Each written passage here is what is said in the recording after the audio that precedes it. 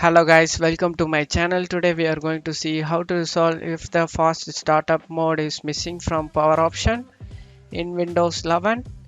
So assuming your hardware supports it may not be visible in the entry list. Let's fix that issue guys. For that, go to search menu and type cmd, opens up command prompt window. You just need to click run as administrator over here and select yes. Now check my video description for this first command guys. Powercfg restore default. You just want to copy it and paste it in.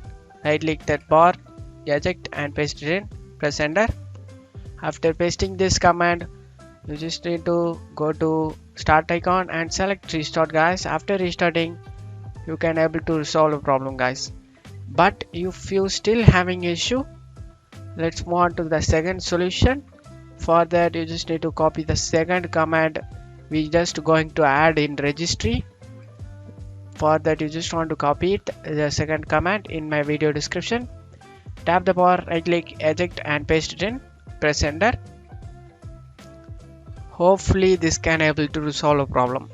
And that's it for today's video guys. Give me a like and subscribe. Thank you.